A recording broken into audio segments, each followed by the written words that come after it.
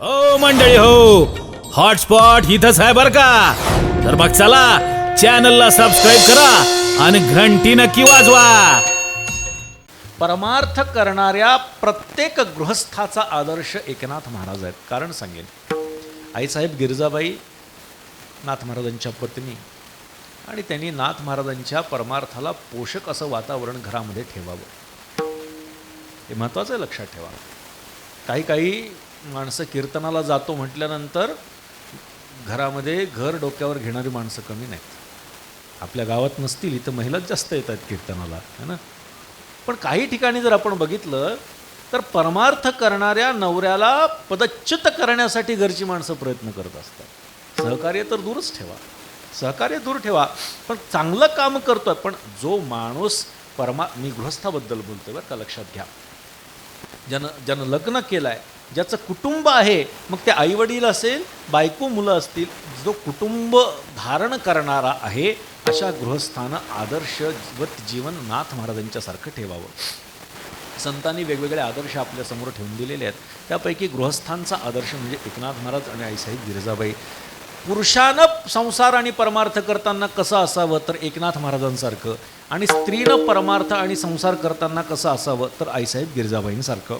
उदाहरण मी आपल्याला देईन, कशा पद्धतीची अवस्था त्या काळामध्ये असेल तर का काही कबीरजी असतील किंवा नाथ महाराज असतील, हे उत्तम गृहस्थाचे आदर्श आहेत.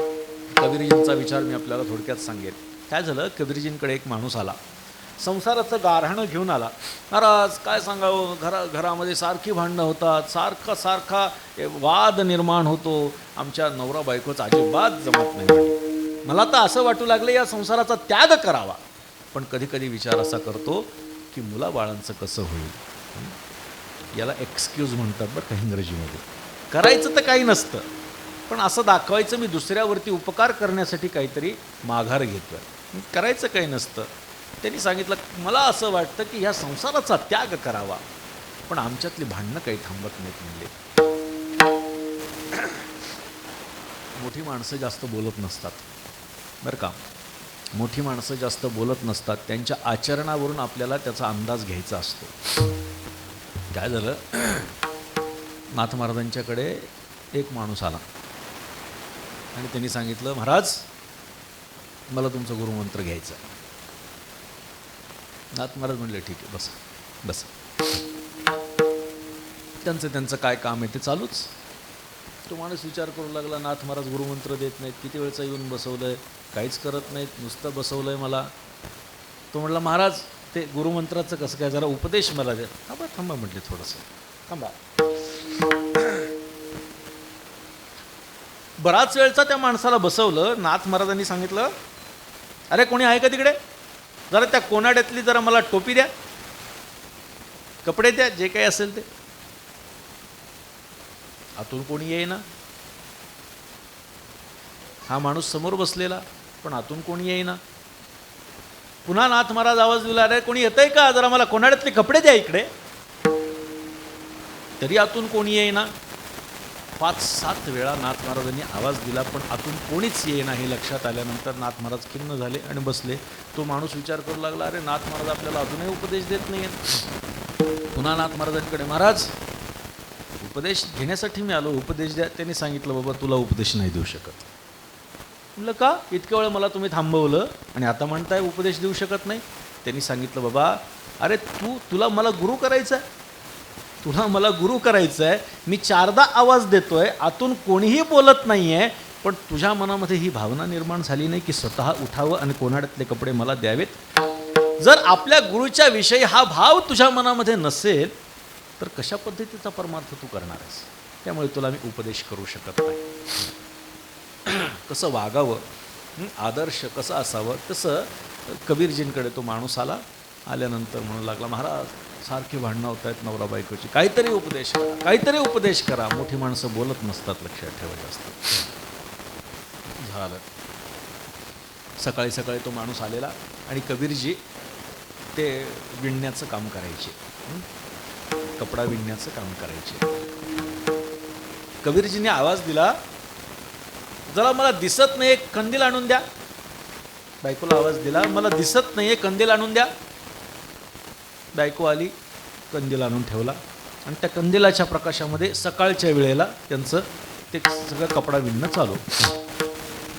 जाता जाता म्हटल्या आपल्याकडे पाहुणे आलेत, आपल्याकडे पाहुणे आले, जरा काहीतरी दूध वगैरे द्या.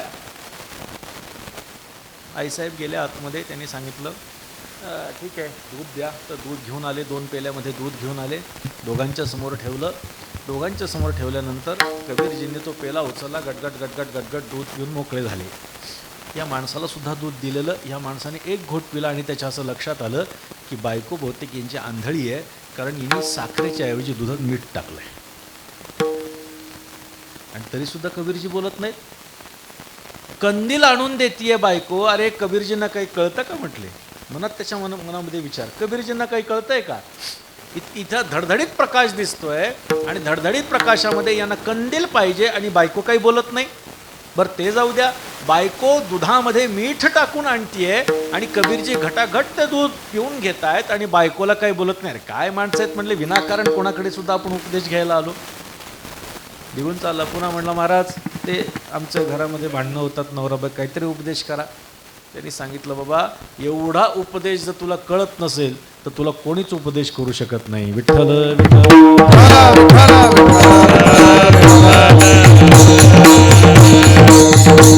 परमार्थामध्ये माणसानं कसा असावा, आदर्श आपल्यासमोर काय असावा, तर एकनाथ महाराज असावेत.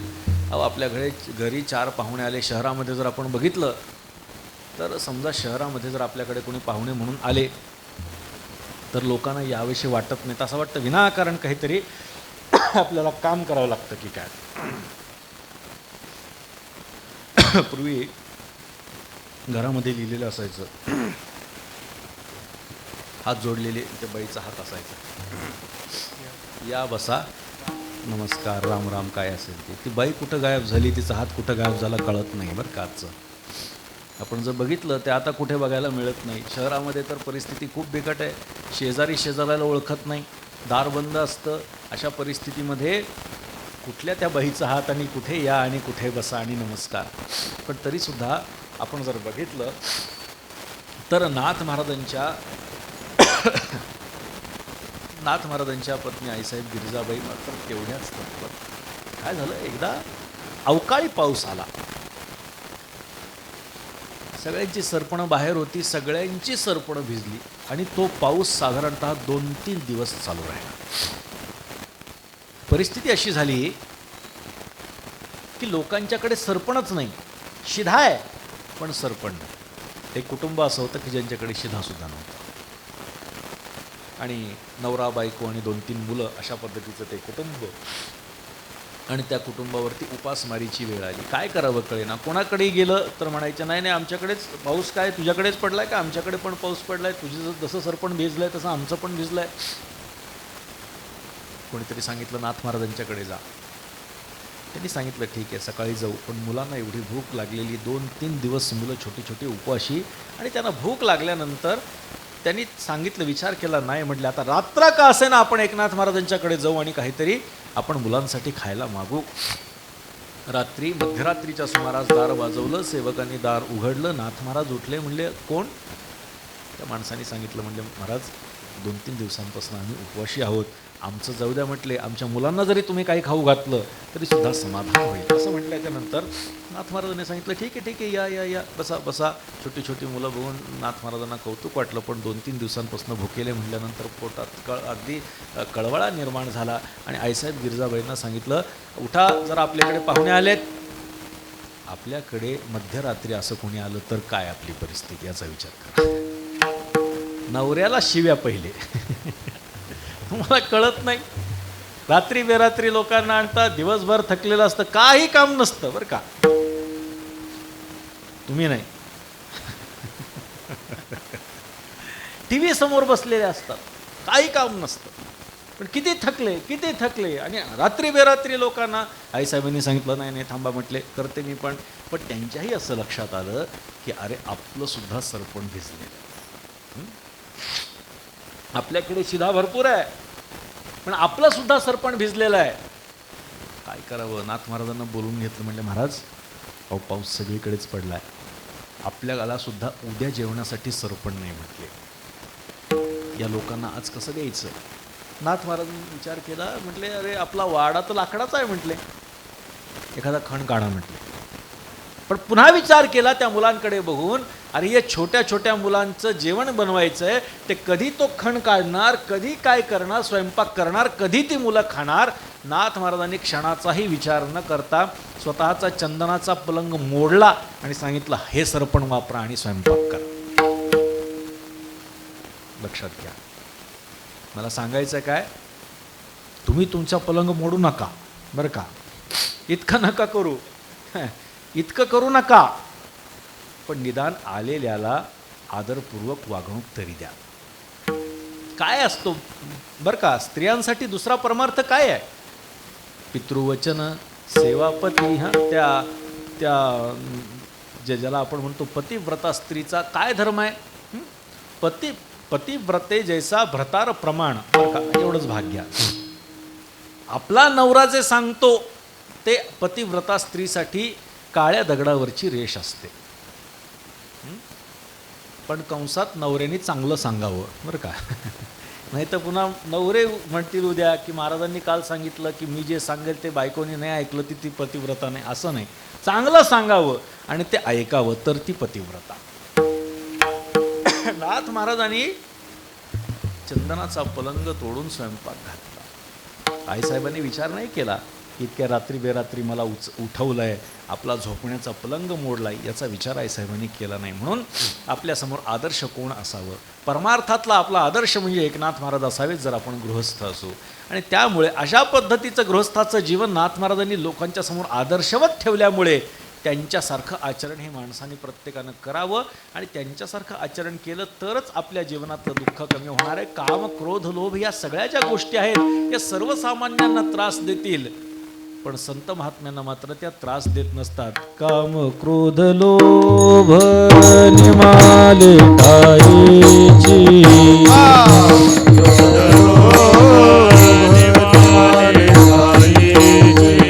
काम, क्रोध, लोभ निमाले ठाईची,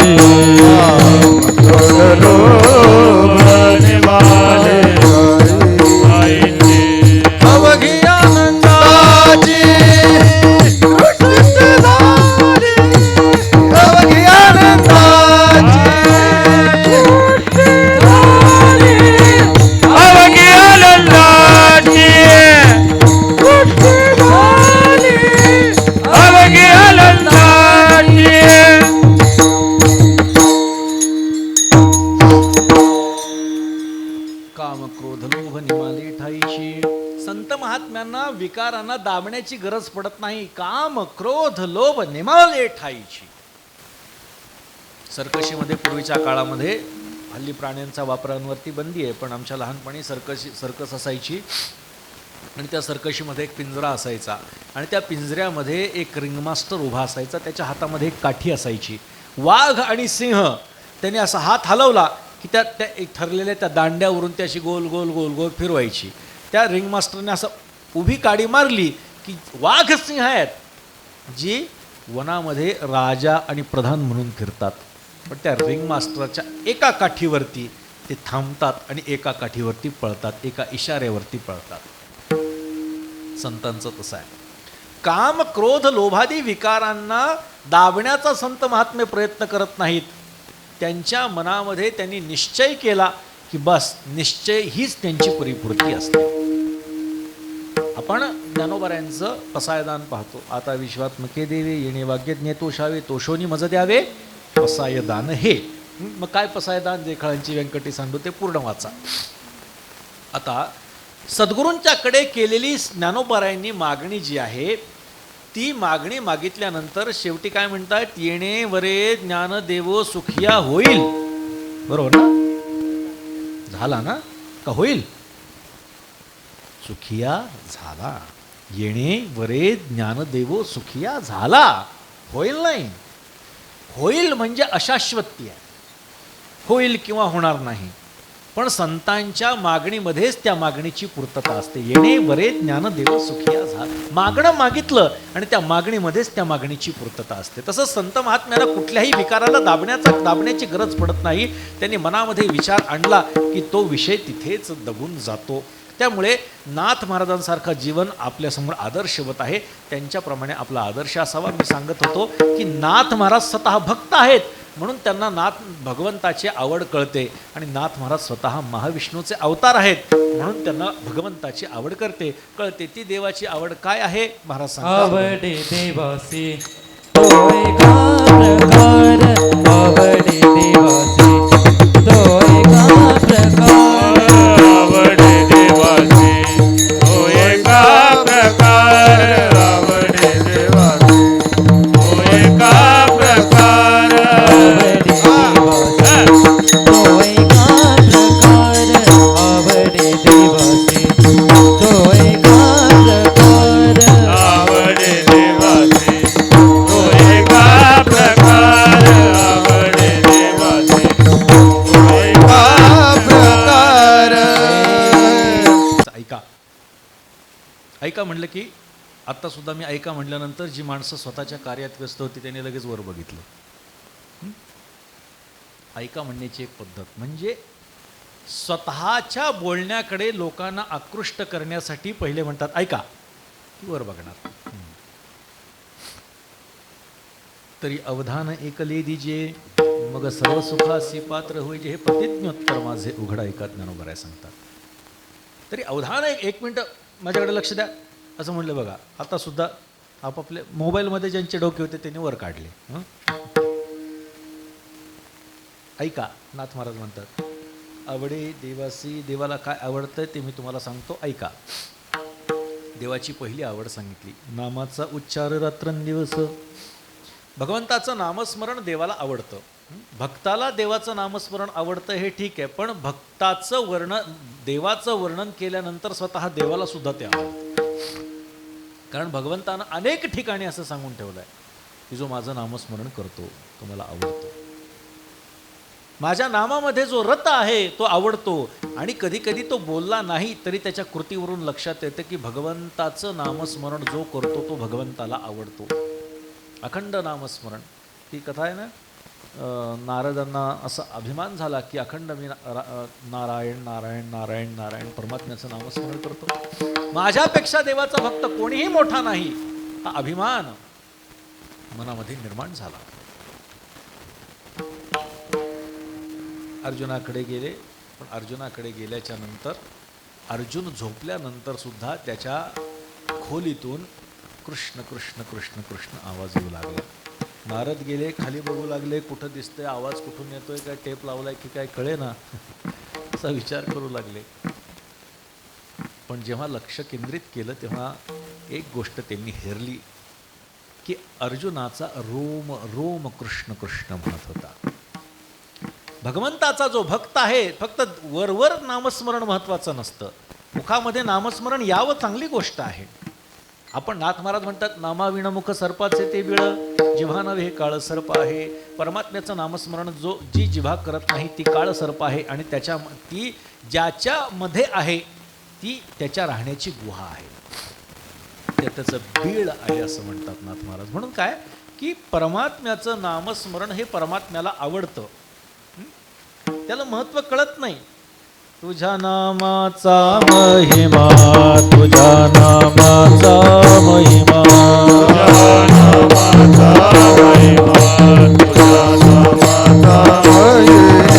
तुझ नकळे मेघ श्यामा तुझ नकळे मेघ श्यामा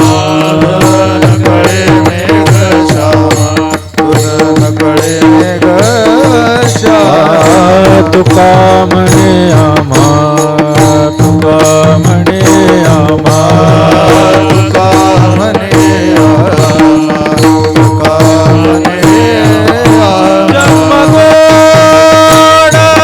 यासाठी जन्मगोड यासाठी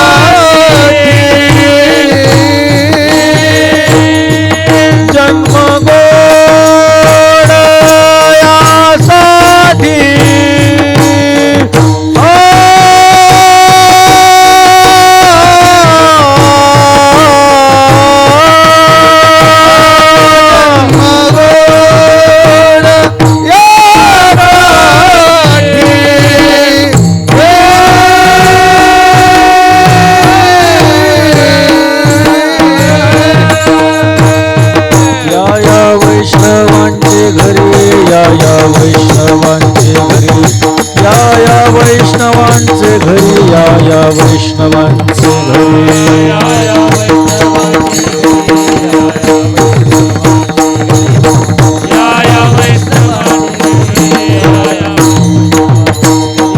तुझ्या नामाचा महिमा तुझा नकळे मेघश्यामा तुका म्हणे आम्हा जन्म गोड यासाठी तुका म्हणे आम्हा जन्म गोड यासाठी तुझ्या नामाचा महिमा तुझा तुका म्हणे आम्हा जन्म गोड तुका म्हणे आम्हा जन्म गोड यासाठी हनुमंतराय एकदा परमात्म्याचं नामस्मरण करत बसले. अखंड हनुमंतरायांच्या मुखामध्ये श्रीराम जय राम जय जय रामाचं नामस्मरण असायचं. योगायोग बघा, हनुमंतरायांच्या दरबारात सेवा योगायोगाने विषय पण हनुमंतरायांचाच येऊ लागलाय. अखंड परमात्मा मंचकावरती बसलेले हनुमंतराय पायापाशी श्रीराम जय राम जय जय राम श्रीराम जय राम जय जय राम. प्रभू रामचंद्रांनी सांगितलं, अरे हनुमंत नामस्मरण का करतोय सारखं? तू एवढा हुशार आहेस, ज्ञानी आहेस, विद्वान आहेस आणि शास्त्राचा एक साधा नियम तुला कळत नाही काय देवा? अरे साध्याची प्राप्ती झाल्यानंतर साधनेची निवृत्ती होत असते. कळालं नाही मला तेव्हा. आपल्या सरडेवाडीपासून जर का पैठणला बस असेल तर त्या बसमध्ये बसायचं, पैठण आल्यानंतर उतरायचं, त्याच्यात बसून राहायचं नाही, तरच तुला पैठणला पोचता येईल. नाही कळालं देवा म्हटले मला. अरे बाबा, तुला बुद्धिमत्तां वरिष्ठम म्हणतात तरी साधी गोष्ट कळत नाही. देवा नीट सांगा. भगवंतानं सांगितलं, हे बघ, प्रत्येक जो भक्त आहे त्याचं प्राप्तव्य काय आहे, किंवा जन्माला आलेल्या प्रत्येक जीवाचं शेवट काय आहे, त्याचं प्राप्तव्य काय आहे, गंतव्य काय आहे, तर माझी प्राप्ती, मी तुला प्राप्त आहे. नामस्मरण हे साधन आहे आणि त्या नामस्मरण ह्या साधनेच्या माध्यमातून तू माझ्यापर्यंत प्राप्त झालेला आहेस. जेव्हा साध्याची प्राप्ती होते तेव्हा साधनेची निवृत्ती होत असते. मी तुला प्राप्त झालोय, आता माझं नाव घेण्याची अजिबात गरज नाही. हनुमंतरायांनी सांगितलं, देवा जरा चुकीचं बोलतोस. बघा, देवाला चुकीचं म्हणण्याची ताकद बाळगणारे हनुमंतराय. देवा चुकीचं बोलतोस कसं काय? त्यांनी सांगितलं, राग येऊ द्यायचा नाही, पण एक बोलेन. काय? हनुमंतरायांनी सांगितलं, राम त्वत्वधिकं नाम इति मे निश्चला मतिः त्वयेका तारिता योध्या नामनाच भुवनत्रयम्. हे राम, एक प्रभू रामचंद्र ना, बघा काय शब्द आहेत बघा हनुमंतरायांचे. राम त्वत्वधिकं नाम, हे राम तुझ्यापेक्षाही तुझं नाम श्रेष्ठ आहे. इति मे निश्चला मतिः, अशी माझी निश्चल भावना आहे, स्थिर भावना आहे की तुझ्यापेक्षाही तुझं नाव मोठं आहे. कसं काय म्हणून विचारशील तर तुला सांगतो. तो एका तारिता अयोध्या, एक राम एका अयोध्येचा उद्धार करेल. नामनाचे भुवनत्रयम, पण त्या प्रभू रामचंद्रांचं नाव हे त्रिभुवनाचा उद्धार केल्याशिवाय राहणार नाही. तुझ्या नामाचा महिमा तुझं नकळे मेघश्यामा, तुका म्हणे आम्हा जन्मगोड यासाठी. कमोदिनी काय जाणी तो परिमळ, भ्रमर सकळ भोगी तसे, तैसे तुझ ठावे नाही तुझे नाम, आम्हीच ते प्रेम सुख जाणू.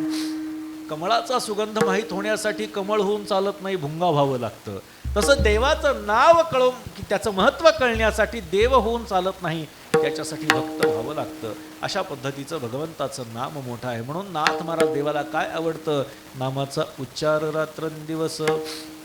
पुढे नाथ महाराज देवाची आवड सांगतात. विठोबा रघुमाई जय विठोबा रघुमाई जय जय ठोबा रघुमाई जय जय ठोबा रघुमाई जय जय ठोबा रघुमाई जय ठोबा रघुमाई जय जय ठोबा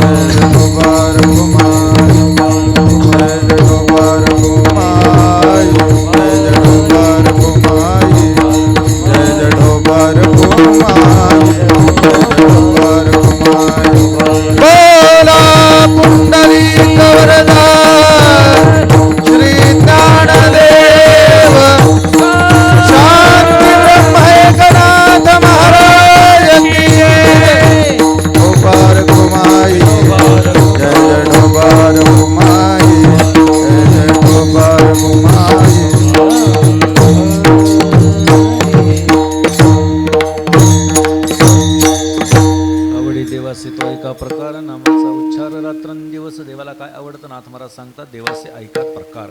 मी देवाला काय आवडतं तुम्हाला सांगतो. नामाचा उच्चार रात्रंदिवस. भगवंताचं नाव कधीतरी फक्त देवाच्या समोर बसल्यानंतर घ्यायचं आहे का?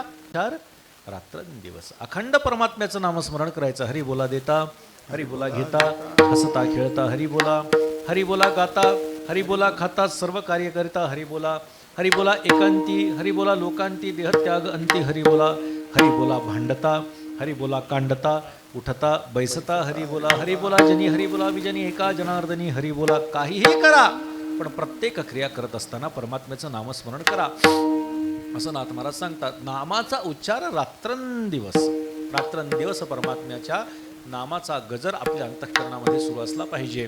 पुढे नाथ महाराज सांगतात गोपी चंदन उटी तुळशी माळ गळा गोपी चंदन टिळा तुळशी माळ गळा तुळशी माळ तुळशी माळ गोपी चंदन टिळा तुळशी माळ हृदयी कळवळा वैष्णवाचा हृदयी कळवळा वैष्णवाचा हृदयी कळवळा वैष्णवाचा आवडे देवाची आवडे देवाची तो ऐका प्रकार आवडे देवाची हृदयी कळवळा वैष्णवाचा हृदयी वैष्णवाचा हृदयी वैष्णवाचा आवडे देवाची आवडे देवाची तो ऐका प्रकार आवडे देवाची आवडे देवाची आवडे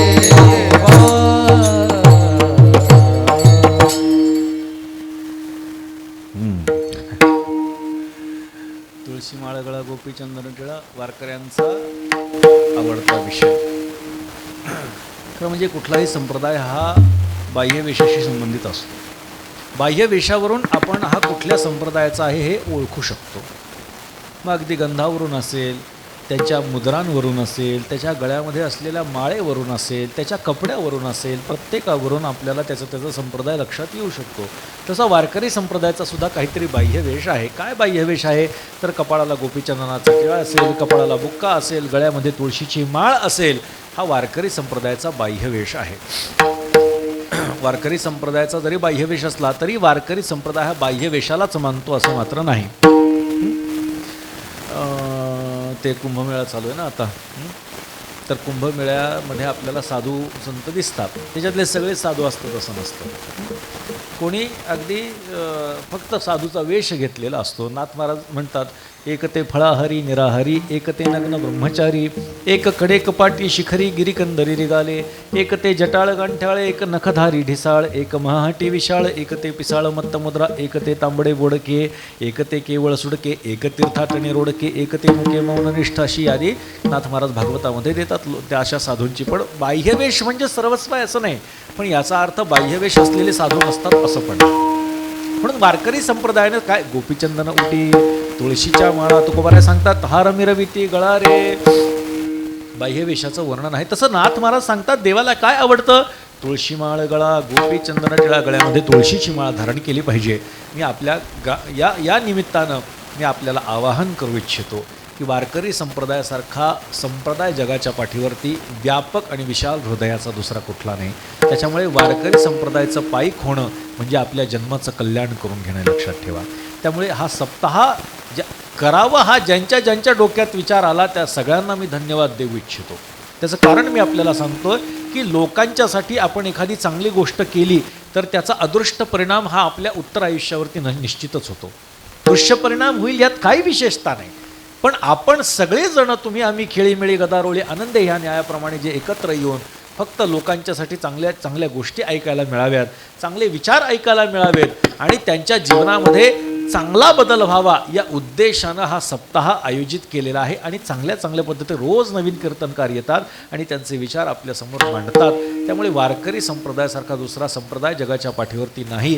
त्याच्यामुळे वारी करायची, आपल्यापैकी बरेच जण वारी करत असाल पंढरपूरची, पण जर वारकरी न होता वारी करत असाल तर त्या वारीला महत्त्व नाही. होय होय वारकरी पाहे पाहे रे पंढरी, आधी वारकरी व्हायचं आणि मग पंढरीला जायचं. आपण सर्वजण इथे तरुण वर्ग जो आहे हा या कार्यक्रमाचं आयोजन करतो, पण याचा अर्थ त्यांचं तिथपर्यंतच झालं का? नाही. वारकरी संप्रदायाचा अंगीकार करणं गरजेचं आहे. कारण वारकरी संप्रदायाचा अंगीकार जोपर्यंत करत नाही तोपर्यंत तुम्हाला अधिकारवाणीनं लोकांना या कार्यक्रमाला आमंत्रितही करता येणार नाही. कारण वारकरी संप्रदाय विशाल हृदयाचा आहे. मी त्याच्यावरून आपल्याला बोललो. गळ्यामध्ये तुळशीची माळ धारण करणं, लोक म्हणतात आमची मनाची माळ आहे. मग मनाचं जेवत जा कधीतरी.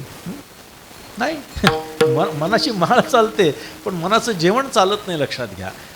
जाऊ द्या, हा विचार सोडून द्या बाजूला. पण वारकरी संप्रदायाचा नियम काय आहे? गळ्यामध्ये तुळशीची माळ असणं आणि कपाळाला गोपीचंदनाचा टिळा असणं. ऊर्ध्व पुंड्रभाळ असं सांगितलेलं आहे. कपाळाला ऊर्ध्व असावं, पुंड्र असावं म्हणजे पोकळ असावं, अशा पद्धतीचं गंध सांगितलेलं आहे.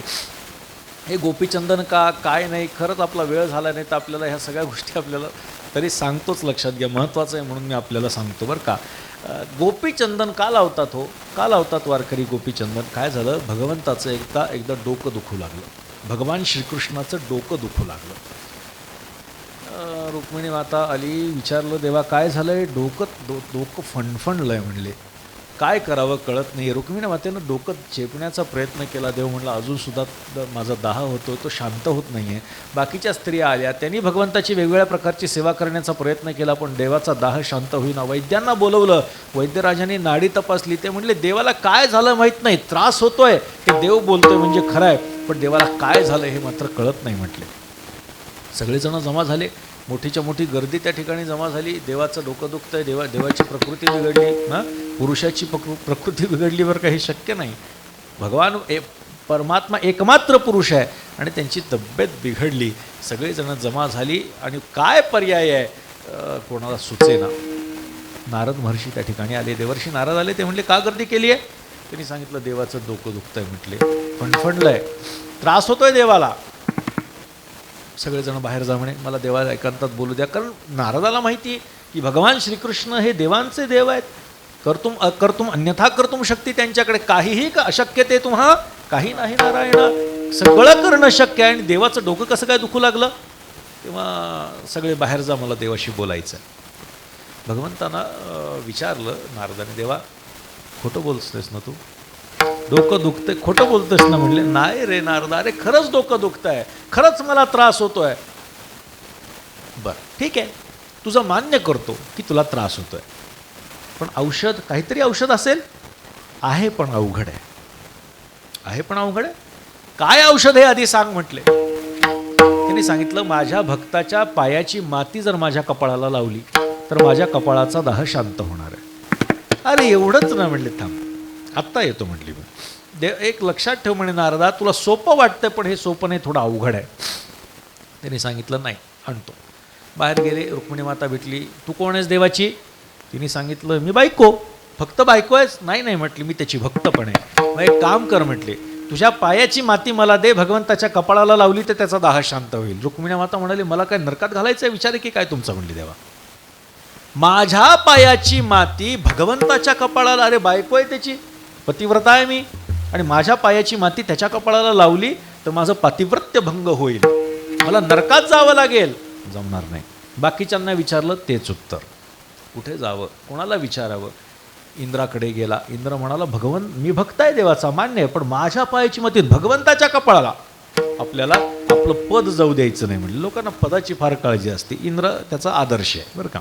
पद नाही जाऊ द्यायचं म्हणले, काय होईल ते होईल म्हणले.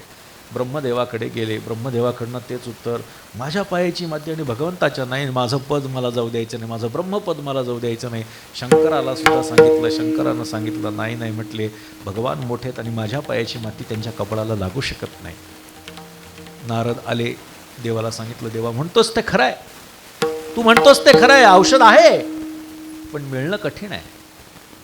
तुला म्हटलं होतं ना, कुठे कुठे गेला त्यांनी सांगितलं, इकडे गेलो, तिकडे गेलो, ब्रह्मलोकात गेलो, इंद्रलोकात गेलो, कैलासामध्ये गेलो, सगळीकडे फिरून आलो, औषध मिळत नाही. आहे औषध पण मिळत नाही, कोणीच देत नाही म्हणजे.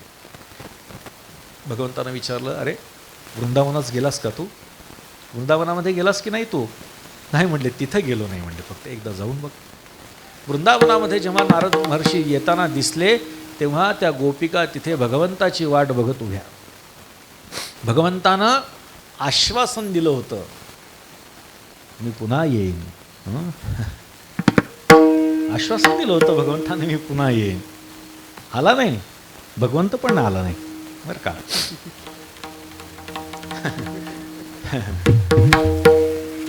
काय म्हटले देव, काय कुठे आहे आमचा देव, कुठे आहे, काय करतोय? त्याची तब्येत बिघडली म्हणले. तब्येत बिघडली असं त्या गोपिकांनी ऐकलं आणि त्यांचे प्राण जाण्याची वेळ आली. रडू लागल्या ढसाढसा, माझ्या देवाची तब्येत बिघडली आहे, काय कारण आहे? रुक्मिणीला कळत नाही आपल्या नवऱ्याकडे लक्ष द्यावं? बाकीच्या 16,108 बायका काय करतायत म्हणले, त्यांनी लक्ष द्यायला पाहिजे आपल्या नवऱ्याकडे. अरे आमचा भगवान श्रीकृष्ण आहे मोठ्या, आम्ही त्याग केला आहे त्याचा, आणि तेव्हा त्यांना तो प्राप्त झालेला आहे, आणि अशा वेळी सुद्धा त्याचा विचार करत नाहीत म्हणले. अशा कशा बायका ह्या? अरे पण काहीतरी औषध वगैरे दिलं असेल. नारदाने सांगितलं, औषध घेण्यासाठी चालू आहे. का तुमच्या राज्यात तुम्हाला मिळालं नाही? तुमच्या गावामध्ये औषध मिळालं ना? नाही म्हटले. भगवंतानं सांगितलं, मिळालं तर औषध वृंदावनातच मिळणार आहे. कसं काय? त्यांनी सांगितलं, भक्ताच्या पायाची माती ही भगवंताच्या कपाळाला लावली तरच त्याचा दाह शांत होणार आहे.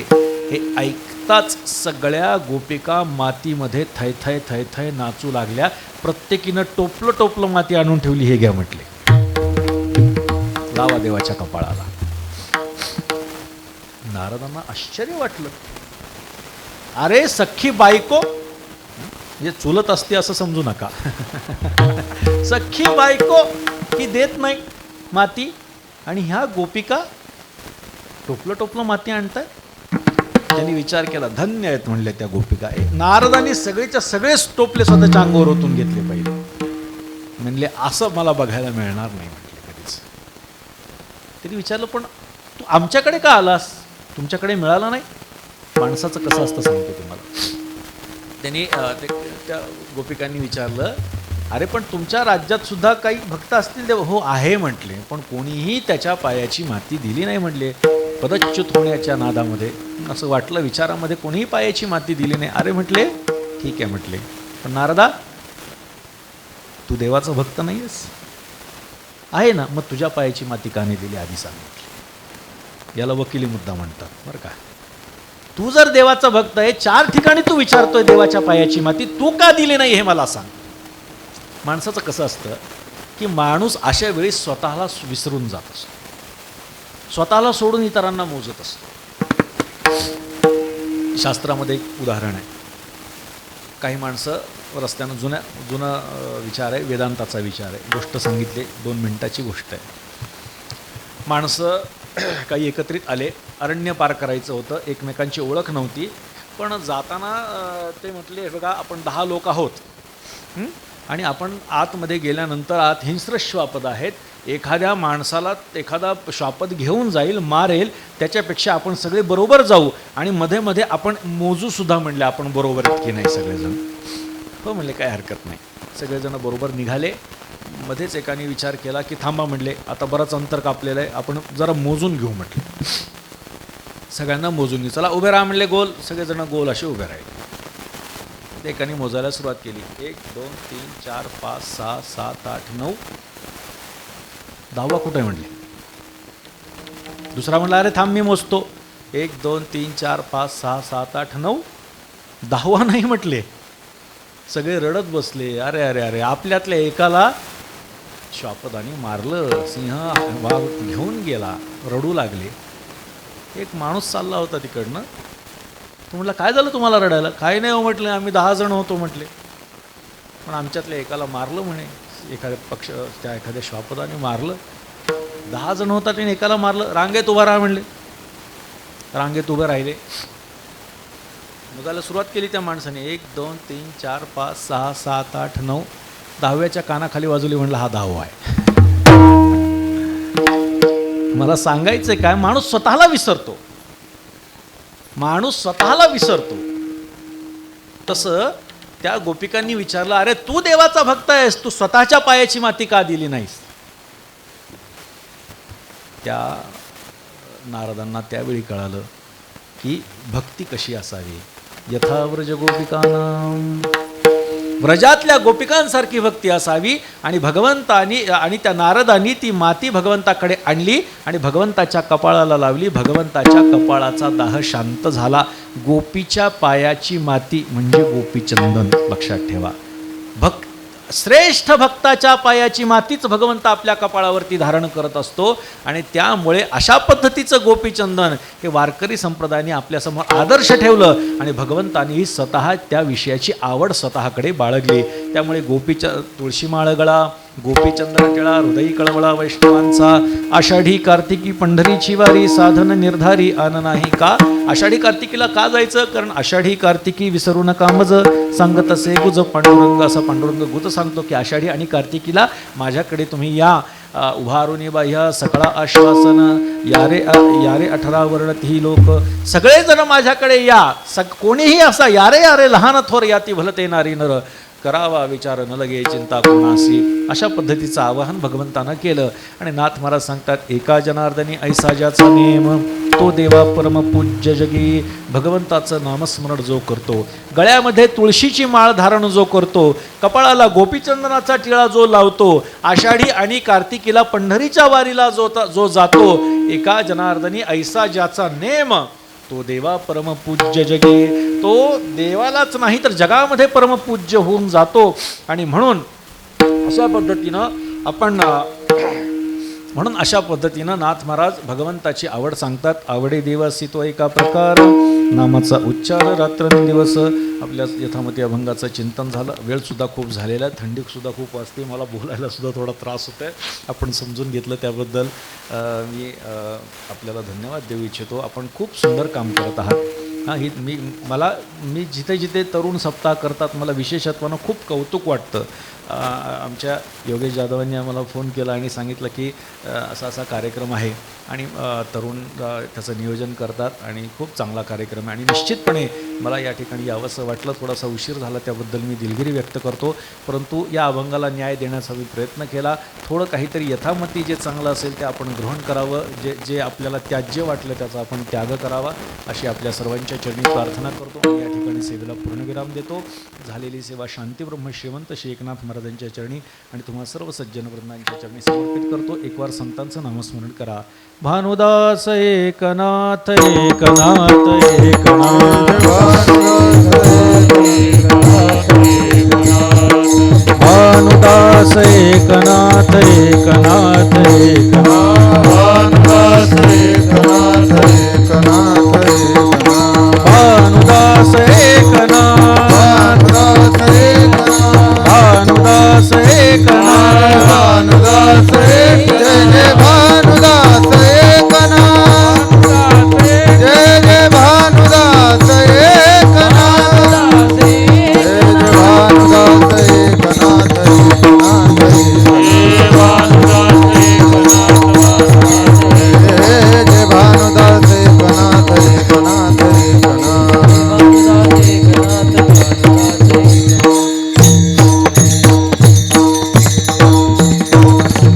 विठ्ठल जय जय विठ्ठल. हो मंडळी हो, हॉटस्पॉट इथंच आहे बरं का.